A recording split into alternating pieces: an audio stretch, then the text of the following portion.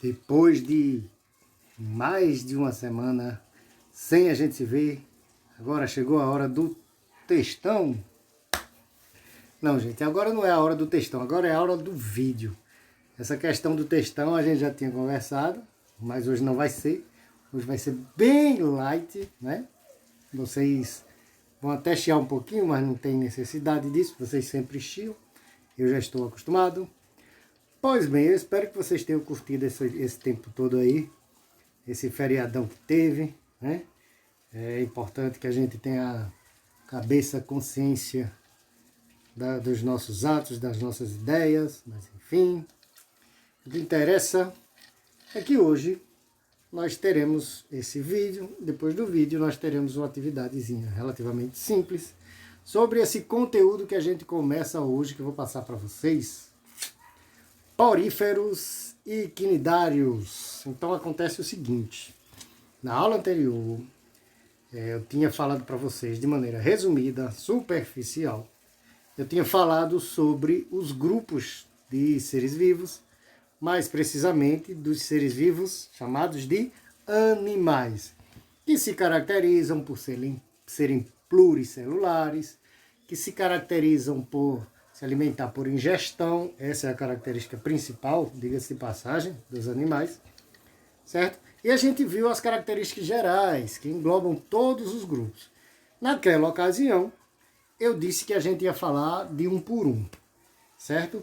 Claro que se a gente for entrar nos detalhes de cada grupo, a gente vai vai demorar demais, a gente não terminaria um ou dois grupos, tá? Um ou dois filos dos seres vivos, se a gente fosse dar os detalhes de cada um. Então, assim, embora eu esteja falando de cada um dos grupos que foram citados nas atividades anteriores, a gente vai falar, evidentemente, ainda de maneira superficial sobre cada um deles. Então, o que é necessário vocês entenderem sobre esses dois filos que estão aí na tela para vocês? E os próximos que virão. As características gerais de cada grupo. Depois que eu fizer esses dois filos, vamos lá, eu coloco mais uns 3 filos depois desses. A gente vai fazer uma espécie de quadro comparativo, que é uma tabelinha em que a gente compara um grupo com o outro, tá certo? Então vamos lá. Se a gente vai falar dos grupos de maneira isolada, então primeiro eu passo para vocês o filo dos poríferos, que são as esponjas. Lembra que eu já tinha mencionado sobre isso? Eu citei o nosso amigo Bob Esponja. Pois bem, vamos analisar as características gerais. Essa imagem que está aí na tela é bem interessante porque ela demonstra a diferença entre um personagem de desenho animado e a esponja na natureza, tá certo? Poxa, como é que o cara se inspirou nessa esponja da natureza? Bom, ele fez uma mistura, né? Ele misturou a esponja da natureza com a esponja de prato. Mas vamos lá, vamos falar primeiro das características gerais, porque depois a gente volta a falar dessa história de esponja de prato. Bom, animais aquáticos, essa é a característica geral, não existe esponja terrestre, tá certo? Corpo dotado de poros, aí você lembra a esponja de prato mesmo, embora não tenha nada a ver, né? O corpo desses animais, pela própria imagem que vocês estão vendo aí, extremamente simples e não possuem tecidos verdadeiros, nem órgãos, nem sistemas. Então você não vai falar em boca de esponja, você não vai falar em pulmão de esponja, você não vai falar em coração de esponja, cérebro de esponja, não tem nada disso. Ah, professor, mas como é que o bicho vai respirar se ele não tem pulmão? Como é que ele vai, né, se alimentar se ele não tem sistema digestório? Enfim, vamos analisar como é que isso funciona. Primeiro que as dimensões de uma esponja, elas variam muito, né? E olha o tamanho dessa aí que tem um mergulhador aí dentro dela. Essa foto não é montagem. Vale salientar que na nossa costa e até no interior do nosso país, a gente não vê organismos de tão grande porte. Por razões diversas, tá certo? Mas aqui é mais difícil da gente encontrar organismos aquáticos de grande porte. Pois bem, as características gerais das esponjas, tá? Gente, não se preocupe com esse texto que tá aí não, tá? Lembre-se que chega a hora que rola o texto para vocês, nem que seja de maneira resumida. Portanto, tudo que está aí na tela, vocês não precisam se preocupar em copiar não, certo? Hoje a gente vai ter um exercício sobre o que está aí. Vocês podem até voltar o vídeo para responder o exercício, mas não precisa copiar ainda. O que vocês vão copiar vai ser um pouquinho diferente, por isso não adianta, Rita, o professor falou ainda, eu vou copiar, porque de todo jeito ele vai passar. Não, não é bem assim, vai ficar um pouquinho diferente disso, certo? Então vamos lá, vamos lembrar da estrutura da esponja que vocês conhecem, que é uma coisa artificial, que não tem nada a ver com o animal, pelo menos, no que se refere à constituição química. Mas, se você analisar uma esponja na sua mão, você imagina se aquilo ali fosse um animal, que características ele poderia ter? Uma delas, são animais filtradores, retiram da água os nutrientes que precisam para sobreviver. O que é que significa isso, gente? Que ele está lá no substrato, ele está no fundo daquela porção de água, tá certo? A gente chama fundo do mar, porque, né? Enfim, as esponjas naturais, elas não vivem dentro de um abacaxi, mas elas estão no fundo do mar, tá certo? Então, o que é que acontece? Como ela não tem boca, ela não tem tentáculos, ela não tem estrutura nenhuma em termos de tecidos, né? Não tem tecidos verdadeiros, ela é um conjunto de células que a gente sabe que é o mesmo animal porque tem a mesma informação genética, ou seja, tem o mesmo DNA nela, tá lá. E aí o que é que acontece? Quando a água passa através da esponja, a esponja, ela faz exatamente como a nossa esponja de prato faz. Ela segura uma série de substâncias. Por isso que a esponja de prato, com o tempo, ela vai ficando escura, diferente da cor original que a gente começou a usá-la, né? Enfim, a esponja, ela vai filtrando a água que passa por ela. E a gente sabe que na água do oceano, principalmente do oceano, existem nutrientes em flutuação, que a gente chama de plâncton, tá certo? Nutrientes que, assim, o plâncton não é bem um nutriente, o plâncton é mais do que isso, é um organismo e que naturalmente serve de alimento para vários outros seres marinhos. A gente vai falar de plâncton, tá? Não tem uma agonia não, eu falei agora, mas ficou meio confuso. Vamos analisar o seguinte. Na água do mar, a água não é pura. A água tem sais diversos, né? O próprio sal, o cloreto de sódio, está presente nessa água, mas também tem uma série de nutrientes. Também existe oxigênio dissolvido nessa água.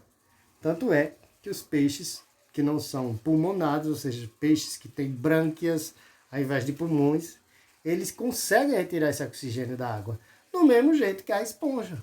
A esponja consegue também tirar os nutrientes. Além dos nutrientes, então, ela consegue tirar o oxigênio, tá certo? Diretamente por filtração. Guarda essa palavra, filtração. Segundo tópico aí, quase todos são marinhos. Espera aí, qual a diferença de aquático para marinho? Aquático é água. Marinho, mar. Então é a mesma coisa, professor. E toda água que existe é água do mar? Não, né? Quando eu digo o termo aquático, eu estou querendo dizer que aquele organismo, ele pode ser encontrado em qualquer tipo de água que a gente tem no planeta, água livre no caso, né? Pode ser encontrado num lago, pode ser encontrado num rio, pode ser encontrado no mar. Quando eu falo em marinho, é específico do mar, dos oceanos. Lembrando que são quase todos marinhos, mas existem espécies de água doce. Gente, esse último tópico também é interessante.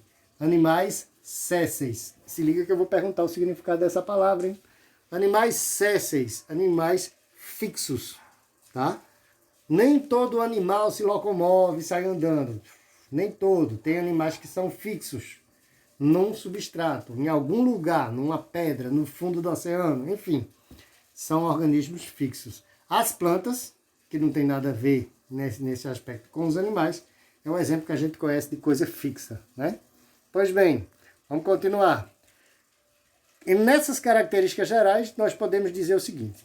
Primeiro, essa coisa de viver sozinho ou em colônia, né? Eu acho que não falei de reprodução, não. Falei de reprodução. Então, assim, gente, imagine que existe um organismo do sexo masculino, outro organismo do sexo feminino, e vai haver um processo de reprodução. Quando eu digo vai haver, eu vou explicar os processos de reprodução, como é que são. Mas assim, nasceu o bebezinho, o bebezinho esponja. Pois bem, aquele organismo, no caso da esponja, né, ela é resultante de dois organismos que são fixos. Então o bebezinho que surgir aí desse processo também é fixo. Então ele vai se fixar em algum ponto do substrato, dali ele não vai sair mais. Se ele chegou, depois eu vou explicar como é que ele chega em determinado ponto lá. Se ele chegou naquele ponto, se fixou, pronto, dali ele não sai mais. Isso permite que a gente consiga observar esponjas vivendo de maneira isolada. Como a gente também consegue identificar esponjas, uma pertinho da outra. Tá? E como é que acontece realmente para poder a gente ter uma pertinho da outra, quase que coladinha? Aí entra em ação o processo de reprodução assexuada. Calma lá que eu vou explicar cada um. Pois bem, gente, a esponja no geral, ela é um tubo. Tá certo? Pode ser um tubo que tenha um espaço único no meio. Pode ser que dentro dessa parte interna existam cavidades assim, sabe? Sem ser uma coisa oca, simplesmente.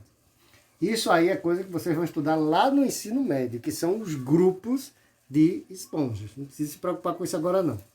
Agora, vocês só precisam entender que a esponja é uma massa de células que tem um buraco no meio e que esse buraco não é um órgão. Esse buraco é apenas um espaço. Tá certo? Pois bem, o que é que acontece? Como eu disse para vocês antes, e está aí no slide, as células formadoras dos poríferos são células, vamos dizer assim, simples. E aí, como o organismo não tem órgãos diversos, sistemas diversos, o que é que acontece? Eita, será que vai descarregar? O que é que acontece? Termina que a esponja ela realiza o processo de digestão de célula a célula. Vamos supor aqui que cada dedo da minha mão fosse uma célula. Ao invés disso aqui se juntar num tecido em que ocorre a digestão, cada célula isoladamente realiza um processo de digestão. Então, a digestão ocorre dentro de cada célula. Daí o nome intracelular. Ok? Respiração por meio de difusão. É a mesma lógica, gente. Difusão significa o seguinte, a célula está aqui, ó, minha mão fechada, é a célula. Pois bem, o oxigênio vem passando e ele é absorvido diretamente pela célula, certo? Um processo que a gente chama de difusão. Então, leve em consideração a célula, tá certo? Como é que ocorre a digestão? O nutriente penetra e entra na célula, entrando na célula, ocorre a digestão. O oxigênio vem, entra na célula. Entrando na célula, ocorre a respiração. E a excreção é o resultado disso. Ora, se alguma coisa entra na célula, tem que sair, certo? Se a gente come alguma coisa por aqui, tem que sair por outro lado, né? Então, essa saída, que é uma coisa normal para a gente e para as esponjas, a gente chama de excreção, ok? A excreção, claro que também a gente tem a excreção, que é o nosso xixi, e a gente tem também o processo digestório que termina nas nossas fezes. Lembrando, esponja é muito simples, não tem xixi, não tem fezes, tá certo? Mas libera substâncias resultantes do funcionamento do corpo dela diretamente na água, como tá aí no tópico, tá certo? Aí eu tenho uma ilustração em que cada tubinho desse aí é uma esponja. Portanto, isso aí é uma colônia. A gente vai entender como é que se forma a colônia. Outro exemplo de colônia aí, tá certo? E são bem juntinhos, você pode ter a impressão que se trata de um organismo só. Não é bem assim. Estruturas celulares. Olha aí que interessante. Isso aí é como se fosse um desenho de um tubinho desse cortado lateralmente para vocês verem as estruturas. Então existem sim células diferentes com esses nomes que estão aí. Tá? Coanócito serve para uma coisa, amebócito para outra, porócito para outra. Porócito tem a ver com poro, é por onde os líquidos passam, tá certo?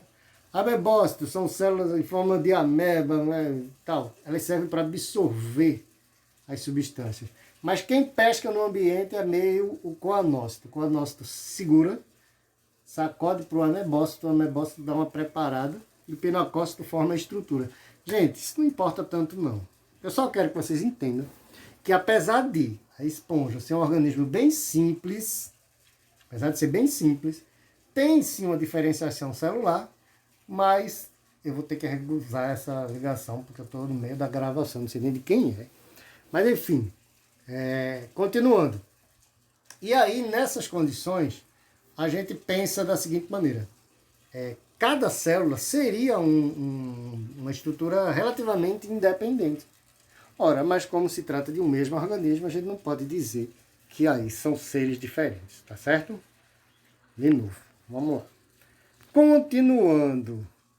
Reprodução. Gente, vocês estão vendo aí uma fumacinha saindo dessa ilustração? Seria, em tese, um organismo do sexo masculino liberando na água aleatoriamente, essa palavra está na moda, né? Aleatório.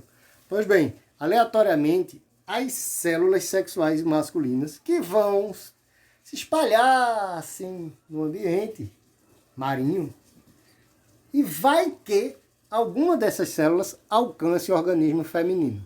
Seria o processo de reprodução sexuada. Tá certo? Então, na reprodução sexuada, é bom que fique bem claro o seguinte. A maioria das esponjas é hermafrodita, ou seja, ela tem estruturas sexuais masculinas e femininas. Certo? O desenvolvimento é indireto, ou seja, tem formação de larvas. Tá? Aqui a ilustração não está mostrando exatamente um processo de reprodução sexuada, não. Está mostrando um processo de reprodução assexuada. Desculpa esse erro aí. Mas pense o seguinte, ó. O indivíduo masculino, esse aqui, vamos supor, liberou essas células sexuais, que são os espermatozoides desse tipo de animal. Esse pozinho, vamos dizer assim, essa fumacinha aí, ela vai alcançar um corpo de uma esponja que tem estruturas femininas, porque a gente sabe que a maioria é hermafrodita. Tem as duas estruturas sexuais. Aí o que é que vai acontecer? Vai haver uma fecundação. Esse espermatozoide vai se unir com o óvulo da outra esponja. E vai se formar uma larva, daí o nome, tá aí no terceiro tópico, tá vendo? Desenvolvimento indireto. Porque ao invés de se formar logo uma esponja, forma uma larvinha que é natante, ou seja, que ela vai sair do organismo feminino como se fosse nadando no ambiente, ou seja, é móvel, né? Não é fixa. Essa larva natante, ela vai cair em algum ponto do substrato, e quando ela cair em algum ponto do substrato, pronto, fixou, vai crescer e formar uma nova esponja. Tá certo? Então não confunda com essa ilustração não era para estar aí. Ela está falando sobre um processo de formação assexuada, que é essa daí, ó. Tem vários tipos, três tipos básicos de reprodução assexuada, tá vendo? O brotamento, a gemulação e a regeneração. Gente, brotamento é essa imagem que está aí. A esponja está lá, forma-se um broto, esse broto cresce, esse broto cai, formou uma nova esponja. Tá certo? Gemulação segue mais ou menos a mesma lógica. Tá certo? E gemulação é mais ou menos uma divisão, assim, um negócio mais, vamos dizer assim, por igual. A regeneração, por sua vez, regenerar significa construir de novo. Então a esponja está lá, passa um peixe grande, pô, quebra um pedaço da esponja. Aí aqui entra essa ilustração aqui, ó. Tá certo? Então esses pedaços da esponja podem formar, se eu pegar uma esponja e desmanchar ela todinha, cada pedacinho desse pode formar uma nova esponja, ok? Processo de reprodução assexuada. Voltando aí a da reprodução sexuada, tá vendo? O indivíduo masculino libera as células sexuais. A diferença é que essa ilustração não está mostrando que a reprodução sexuada acontece dentro do corpo da esponja fêmea, ou da parte fêmea da esponja, tá certo? Formou-se uma larvazinha, essa larvazinha vai cair num ponto e vai formar um novo organismo. Pois bem, importância. Lembra que eu falei da palavra importância? Eu disse que importância não é sempre coisa boa. Mas aí, nesse caso, sim. Importância ecológica, porque a esponja faz parte do bioma marinho. Ela ela faz parte do equilíbrio das cadeias alimentares, principalmente do oceano, etc. e tal. Importância econômica seria esse uso, né, relacionado ao utensílio de banho. Ficou meio, como é que eu diria, pouco usual. Primeiro porque a esponja, nesse caso, é difícil de encontrar. A nossa demanda, ou seja, o nosso uso é muito grande, né? Então a gente prefere usar, ainda bem, né, também, por um lado. a esponja artificial. Mas existe uma série de substâncias presentes nas esponjas que servem para a fabricação de medicamentos, ok? Mudou de grupo, agora a gente está no segundo grupo. Esse aí eu vou sintetizar um pouco mais, porque querendo ou não, as características dos poríferos, eu falei um pouquinho mais detalhado e aí terminei entrando nesse assunto aí. Então vamos lá. Gente, esqueça esses nomes mais técnicos relacionados à ciência, pelo menos por enquanto. Os quinidários são animais diblásticos. Poxa vida, que danado é isso, diblástico. Vê só, gente. Imagina, deixa eu citar um exemplo, uma laranja. Você vai cortar uma laranja no meio. Quando você corta a laranja no meio, você percebe que existe a casca com um formato, com um tipo de textura característica, e aquele miolo que é aquele que serve de alimento para a gente. Depois a gente vai falar sobre a laranja, né? Mas enfim, não é diferente. A parte da casca da banana é a banana. A parte, vamos dizer assim, mais comestível da melancia e a casca da melancia tem texturas, composições diferentes. É como se fossem duas camadas diferentes. Então, enquanto que no porífero não tinha nada disso, era uma coisa menos separada assim, nos quinidários já dá para se identificar isso. Então, eles têm essa dupla formação embriológica e eles já possuem tecidos, tá certo? Simetria radial. Então, eu vou tentar dar um exemplo básico de simetria radial. Tá vendo isso aqui? Vocês estão vendo isso como um círculo. Então, se eu dividir aqui, assim, dividir na minha imaginação, tá? Dividir assim, ó. Eu estou vendo dois lados iguais. Se eu dividir assim, eu também vou ver dois lados iguais, em cima e embaixo. Se eu dividir assim, também, ok? Isso se chama simetria radial. Agora, se eu tiver vou pegar um animal aqui, tá certo? Um animal bichinho, coitado, sem olho. Tá vendo meu animalzinho aqui? Pois bem, aqui o cachorrinho. Gente, se eu fizer uma divisão imaginária desse plano aqui, aí você pode ter um lado igual a esse, né? Se eu botar um espelho aqui, são lados opostos simétricos, isso se chama simetria. Mas se eu dividir assim, eu tenho simetria? Presta atenção. Eu vou ampliar mais essa aqui, a minha imagem, só para vocês entenderem melhor. Ó, se liga. Vou voltar aqui para o meu exemplo aqui. Ó. Se eu pegar esse círculo, dividi-lo assim, eu tenho meio círculo em cima, meia lua embaixo. Se eu fizer assim, meia lua em cima, meia lua embaixo. Se eu dividir assim, né, vertical, de qualquer jeito que eu dividir, eu tenho meia lua de um lado, meia lua do outro. Já um animal mais complexo, tá certo? Como esse nosso amigo aqui, tem nome, eu esqueci do nome.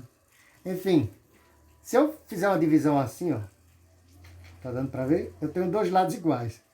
Desconsidere esse olho que ele não tem, tá? Mas em condições normais, ó, duas orelhas, uma orelha de cada lado, um olho de cada lado, metade da boca de cada lado. Ou seja, esse lado é igual ao outro lado. Se eu dividir assim, a parte de cima é igual à parte de baixo? Não, né? Então, nesse tipo de organismo, no nosso caso, nós temos simetria lateral. Um lado é igual ao outro. Quando a gente divide assim, já não é um lado igual ao outro. Mas um organismo tipo ouriço, um organismo tipo bolacha da praia, um organismo tipo água-viva olhando de cima. Se você tem esses animais, você vai ver que um lado dele, se você dividir por qualquer lado, dá a mesma coisa. Certo? A gente vai voltar a falar em simetria radial e em simetria lateral. Pois bem, são animais que não têm o sistema digestório completo. Imagina o desenho de uma água-viva, deixa eu passar direto. Uma água-viva, poxa vida, cadê a água-viva aqui? Pronto. Olha esse desenho aqui que está do lado da minha imagem aqui, ó. Pronto, esse aqui, ó. Então, se você olhar direitinho, é um negócio meio arredondado assim. E se eu olhar de cima, eu vou ver esse círculo, e qualquer divisão que eu faça na minha imaginação vai dar no mesmo. Daí a história da simetria radial. Voltando para cá, onde nós estávamos, vamos ver quanta coisa a gente ainda vai ver, mas é rápido, tá? Tem um orifício corporal, boca, ou seja, não é feita a gente que tem boca e ânus, é só boca. Quer dizer que ele vai fazer cocô pela boca? É quase isso, só que não é um cocô igual ao da gente, é uma coisa diferente, a gente vai chegar lá, certo? Possui tentáculos, essa é uma característica marcante. Esses tentáculos possuem células urticantes, né? E essas células urticantes, elas queimam, é um negócio desagradável, dependendo se a pessoa for alérgica, pode até matar, tá? E aí, a estrutura básica que causa esse efeito todo é chamada de nematocisto. Então, não é um tentáculo simples, é um tentáculo que libera esses negocinhos que está aí nessa imagem, tá certo? Então, vamos recapitular o que está aí. Tem cápsula, em cada fiozinho, fiapinho, tentáculozinho, existem cápsulas. Essas cápsulas injetam uma espécie de bala, sabe? De agulhazinha, chamada de nematocisto. Não se preocupem também com o nome, se preocupem com a lógica geral dos quinidários, que é ter uma substância que queima a pele. Observe esse desenho aí. Eu tenho uma estrutura e essa estrutura libera uma espécie de espinho. Então, gente, quando a gente toca na água viva, ela deixou dentro da nossa pele um tipo de substância que não adianta a gente esfregar e tal, porque já está dentro da nossa pele. É como se alguém chegasse com uma agulha de injeção e injetasse uma substância dentro do teu corpo. Adianta passar borra de café? Adianta passar água quente ou coisa desse tipo? Não adianta não. Claro que tem um efeito psicológico. Comigo funcionou. Massa. Mas a substância está dentro do teu corpo e, sinceramente, fica difícil. Aí eu tenho a imagem de um mergulhador ao fundo, né? E de uma água viva toda assim, feito cabelo assim, né? Uns fiapos assim e tal. Enfim, imagine que a gente fosse desse jeito. Já pensou? Pois bem, uma pessoa tocar num tentáculo desse, se ela tiver alergia, pode ser algo fatal. O mergulhador está protegido, ele consegue chegar perto, né? Vamos continuar. Aí foi um erro de digitação. Seria como a cavidade vascular. Vamos às estruturas. Parte externa, chamada de epiderme. É a mesma coisa com a gente chama de epiderme também. Parte interna, gastroderme. Por que gastroderme, gente? Porque a água viva ela é oca por dentro. Essa cavidade interna é chamada de cavidade gastrovascular, ou seja, como se fosse o estômago e ao mesmo tempo os vasos sanguíneos dela, que não tem, tá? É um buraco no meio, onde os alimentos ficam antes dela se alimentar, que o oxigênio fica antes dela absorver o oxigênio, tá certo? Então, entre a parte de fora, que é a epiderme, e a parte oca de dentro, que é a cavidade gastrovascular, existe o miolo, que é a mesogleia, tá certo? Formas de quinidários. Medusa, que é justamente a água viva, que é móvel no ambiente, e pólipo, que é quando ele é fixo no substrato, tá certo? Lembrando que é o caso da anêmona e tal. Tocou no tentáculo, pode se queimar também, pode ser perigoso, tá certo? As medusas têm relação com a reprodução sexuada e os pólipos com a reprodução assexuada. Para você entender melhor, deixa eu diminuir mais uma vez aqui, a gente precisa passar das classes. Ó, se liga no seguinte aí nessas classes. Tem um nome e tem um exemplo, tá certo? Antozoa são os corais. Então, coral é quinidário. Alguns corais podem ter substâncias que queimam a nossa pele. Cuidado, tá certo? Hidrozoa, tá certo? É o exemplo da nossa caravela. Essa que é mais comum aqui na nossa costa, no nosso litoral. Sifozoa, água viva, gente. Hidrozoa, caravela. Sifozoa, água viva. Caravela é uma coisa, água viva é outra coisa, tá certo? Então, cubozoa é um tipo de exemplar mais incomum, assim, pra gente, pelo menos a olho nu. A gente talvez nunca tenha visto, tá certo? Tem um formato um pouquinho diferenciado, embora seja seja uma variedade, vamos dizer assim, de água viva, tá certo? Então, olha que ilustrações interessantes. Então, nessa imagem que está aqui do meu lado, que eu estou circulando aqui, eita, passei direto, seria um organismo fixo. Mas todos esses dois de baixo, pronto, tirando eu aqui do meio, mas esses de baixo aqui são exemplos de organismos fixos, tá certo? Os 3 de cima aí são exemplos de organismos móveis. Esse daqui da ponta é a nossa caravela, que é mais comum aqui no nosso litoral, tá certo? Professor, se ela já morreu, eu tocar nela, eu vou me queimar? Sim.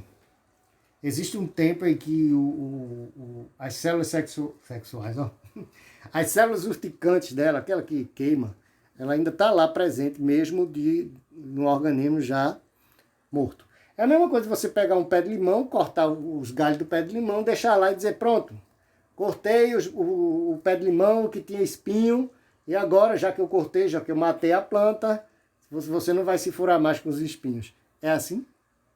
Não, né? Se você tiver contato com os espinhos, você ainda vai se furar. É a mesma lógica da água viva, tá certo? Melhor coisa que se tem a fazer, porque tem gente que pega um graveto assim e pá, fura ela. Se ela está na água, na areia, ou ela já morreu ou ela está morrendo. Porque ela é móvel, gente, ela nada. Então ela é como se ela tivesse encalhada. E para ela estar encalhada aí é porque ela está fraca, está doente, está, enfim, perto de morrer. Mas as células urticantes dela ainda estão presentes. O melhor que se tem a fazer, ao invés de ficar furando a bichinha, é tirar ela de cena. Claro que você não vai devolver a água, bichinha, porque você pode se queimar. Então, pega ela, afasta do local da areia onde as pessoas passam, onde as crianças brincam. Coloca ela afastada, lá para longe. E aí o sol inclemente naquela área vai terminar desnaturando as proteínas venenosas desse organismo. Aí com o tempo vai parar de fazer efeito. Tá certo? Outros exemplos aí de imagem, e aí o curioso é o seguinte, essa imagem de baixo aqui, deixa eu ampliar. Determinados tipos de organismos, eles são capazes de, como é que eu diria, se movimentar, se soltando do substrato, se prendendo com a outra extremidade, ou seja, os tentáculos, e dando cambalhota. Vê que viagem aqui? Tá? Esse amarelinho faz esse tipo de procedimento, tá certo? Pois bem, processo de reprodução. Vê que viagem. As duas imagens de cima são duas águas-vivas. A masculina libera a célula sexual alcança a feminina. É a água-viva feminina. Essa água-viva feminina libera uma sementinha, é o zigoto. Esse zigoto ele vai se desenvolver e vai formar um pólipo, que seria um quinidário fixo. Esse quinidário vai crescer e vai meio que, como se ele estivesse sendo fatiado. Tá vendo aqui do meu lado? Aos poucos ele vai sendo fatiado e cada fatia dessa vai virar uma éfira que depois vai virar um novo organismo. Vai soltando. Pá, soltou água viva. Pá, soltou a outra. Água viva. Pá, soltou a outra. Até que fica só a basezinha do estróbilo e ela termina morrendo. Tá certo? Então, se liga aí nesse desenho que vocês vão entender. Existe uma parte fixa, existe uma parte imóvel do processo de reprodução. Tá certo? Aí é um outro processo de brotamento. Tá percebendo que é como se na imagem 3 você consegue perceber. É como se fosse o filhotinho da anêmona número 1. Na verdade, esse processo é um processo de reprodução assexuada. O quinidário pode fazer isso sozinho. Tá certo? Outro exemplo aí de reprodução sexuada. Lembrando, sexuada, espermatozoide, sai do indivíduo masculino, vai para o feminino, ocorre a fecundação. E a assexuada meio que ocorre espontaneamente. Sozinho o organismo é capaz de se reproduzir. Certo? Aí já é um troço um pouquinho mais complexo, mas segue aquela mesma linha, tá certo? Não se preocupem com essa complexidade dessa imagem, não. Ok? Reprodução sexuada envolve geralmente as medusas. Esse procedimento aí, ó, é mais raro, tá certo? É mais as medusas que estão nessa imagem aí de vermelho. Vermelho aí, ok? Isso aí é a estrutura que eu já tinha mencionado em texto mais cedo, né? Então, existe uma cavidade interna, que é a chamada cavidade gastrovascular. Tá vendo aí o nome, gente? Meio centralizado aí na ilustração. Mesogleia é a composição mesmo do corpo delas. Aí tem o ectoderme fora, né? Ou a epiderme. E tem a gastroderme, que é a camada mais interna. Gente, se você olhar direitinho, o pólipo, que é o fixo, é como se fosse uma água viva de cabeça para baixo. presa pela parte, né, superior. Enfim, vejam essa lógica que aí vocês conseguem entender melhor como é a estrutura tanto de um quanto do outro. Ok, eu espero que vocês tenham curtido, ok? E a gente vai voltar a falar sobre elas. Na aula de hoje vocês vão ter algumas questões sobre esse vídeo. Se precisarem, vocês vão pesquisar ou ainda voltar nesse vídeo para ter as respostas. Espero que vocês tenham curtido e na próxima aula a gente continua nosso conteúdo. Até mais, gente!